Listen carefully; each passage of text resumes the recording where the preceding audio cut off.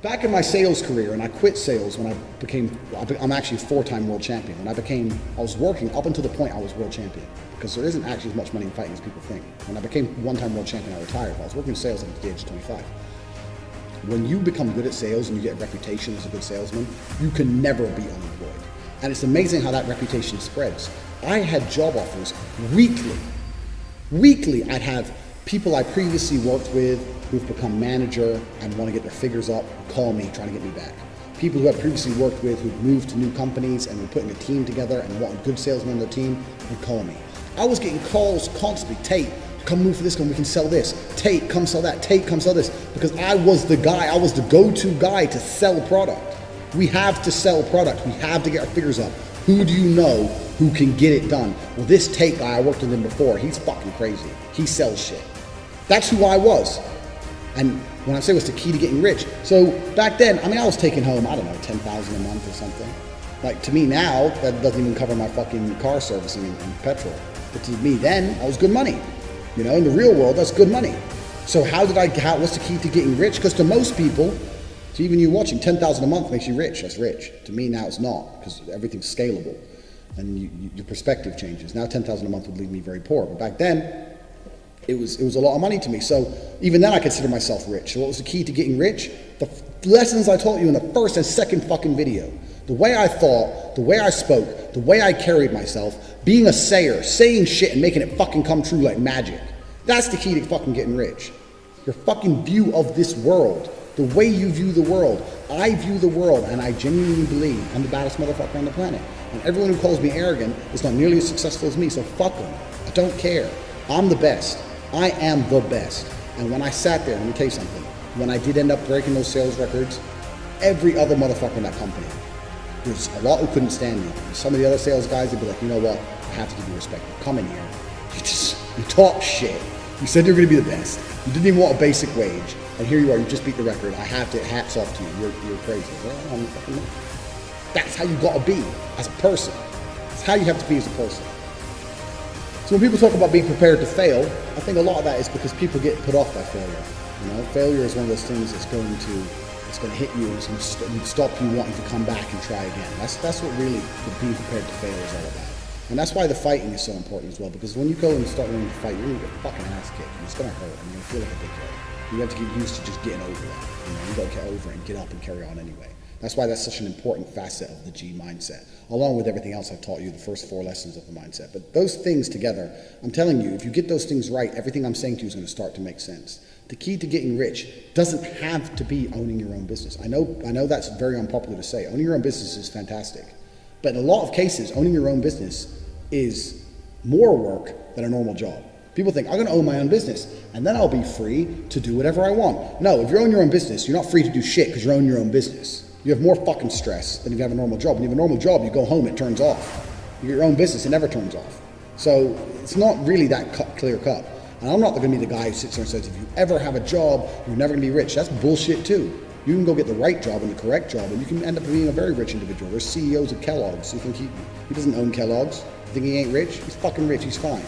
What I'm saying to you right now is that to make yourself feel more rich, to make more money than you currently make, if you doubled your income right now, you'd be nowhere near my income, nowhere near, but you'd feel rich because you've been living for a certain amount of time on a certain income. How do you double your income instantly? You double your income instantly by fucking implementing my mindset and going out there and either changing your job or going back into your boss and saying, you know what, I'm gonna do a better job than I've ever done before.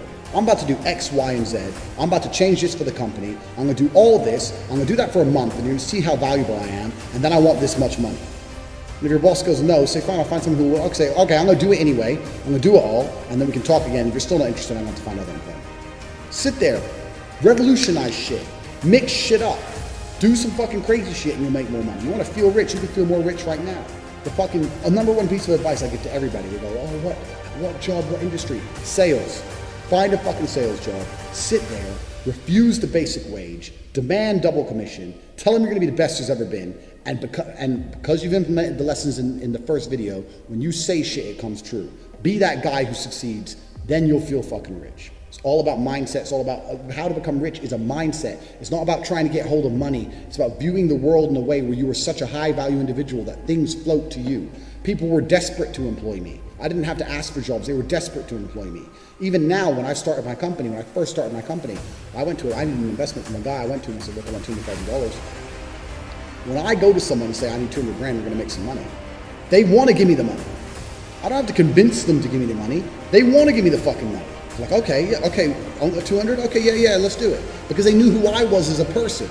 So the key to getting a job, the key to being paid more, the key to getting investments, the key to this, all the fucking same. It's a mindset and it's a personality. It's who you are as a person. If you implement that at fucking the G mindset, you get that shit right, you're gonna have anything you want. Then you want to start a business, you need an opportunity or an investment to do it, people are gonna fucking give it to you. Because you have a reputation of someone who does not fail.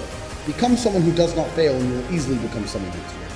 And you save 100% of your $5,000 a month, you will still never, ever be rich. It will still take you 12 years to buy my car.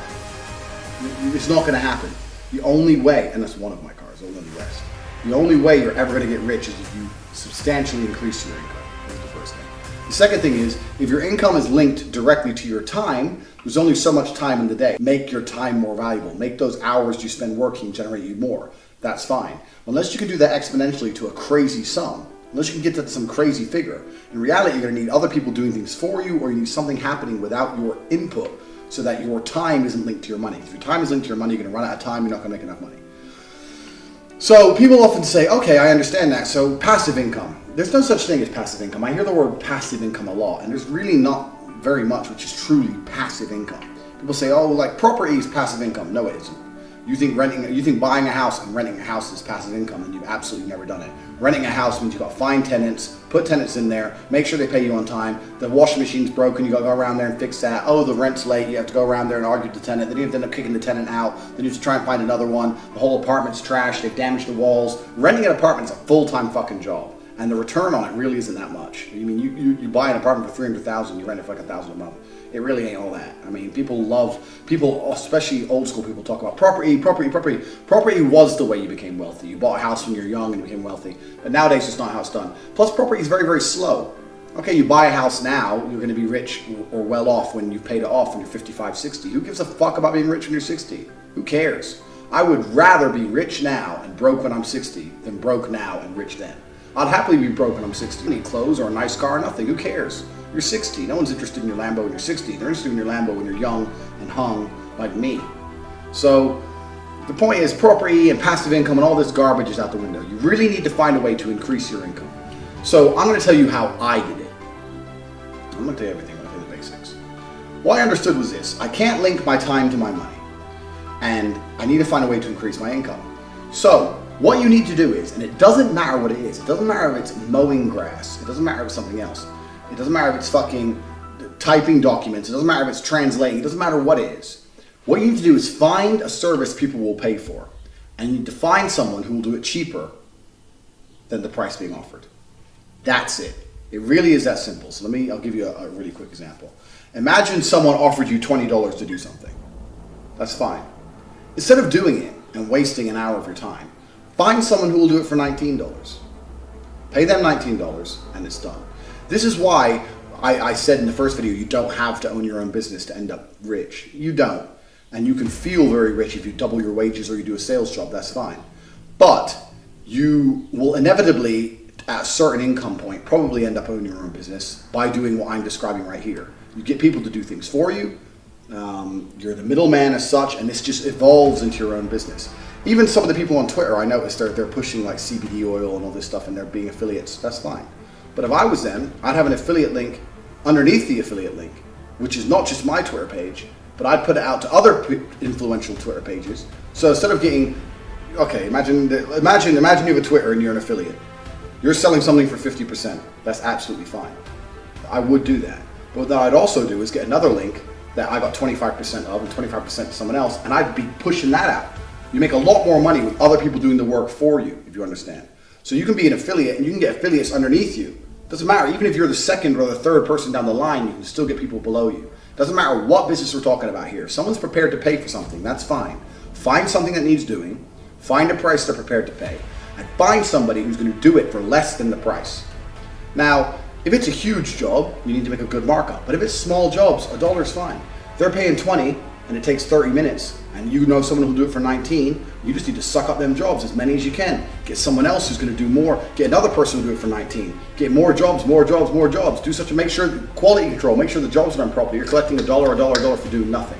This is the key to making money. Pimping out someone else's time for your cash. So it doesn't matter what it is. You can go on Craigslist, you can go on anything. Find something people are prepared to pay for. Find someone saying, look, I need some garbage collected and moved or whatever, $100 for the day, whatever. And then just call around your friends, find your 15-year-old brother, find someone who'll do it for $90, collect 10 bucks. That's a task for you. Pull it off once and your world will change. You'll do it once, you go, wow, okay. Then you just have to find a way to scale it. Because the problem with linking your time to your money is there's no scalability. When you destroy that link, you can scale things. So I personally generate business, I generate quite a lot of money, and it's not linked to my time. I have a lot of people out there making money, and I make some money. There's people I pay more than I make. For example, there's a particular setup I have where I have 3 people making, let's say, $10,000 a month. I'm only making $3 grand from it, but it's their full-time job, and I literally do nothing. So to them, they're getting paid more than me, but I don't do anything. I keep all of my time. And if you can set up enough little things like this, $3 grand a month isn't much, but you know, it's the electricity bill, whatever. And it all adds up, and then you come up with a new idea, a new idea, a new idea. Most people out there do not want to be as entrepreneurial as you will have to be. Most people do not want the responsibility of trying to find money on their own. What they want is guaranteed money. That's what they want. They don't want the hard part of finding the job, negotiating the price. They don't want that. They just want someone to say, do this, I'll give you this. Most people are robots, so you have to take advantage of that. And it doesn't matter if it's cutting grass, it doesn't matter if it's something online, it doesn't matter what it is. If you can take advantage of that, you will find a way to make money. Start this on a very small scale.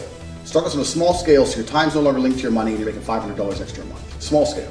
Bang. Get an affiliate marketing. I'm telling you something now. I'm telling you something now. You can go on Twitter right now with 1,000 followers. You can do a deal with a company to get an affiliate saying, if I get any product sold through this link, I get X%. Get that done. Then all you have to do is convince people with more followers than you, people more important than you are, to tweet your link. And they're the ones doing all the work. They're the ones with all the influence. They're the ones with all the fucking followers. And you're still getting paid off of their accounts. Like, there's a million things you can do. All it's down to is, once I said before, your mindset, your body language, knowing people, people respecting you. If you approach someone with an opportunity, they respect it. If you do these kind of things and you know people who like making money, then you're going to be fine. But this is also another real key thing. When I say know people who like making money, most people, the people they hang around with are dickheads. Most people hang around with people uninterested in money. Before I had money, all I talked about was money. When I'd sit around with my friends, it'd be like, oh, hi, how you been? Yeah, okay, bang. How can I make money? How are you making money? How do we make money right now? We're in this coffee shop.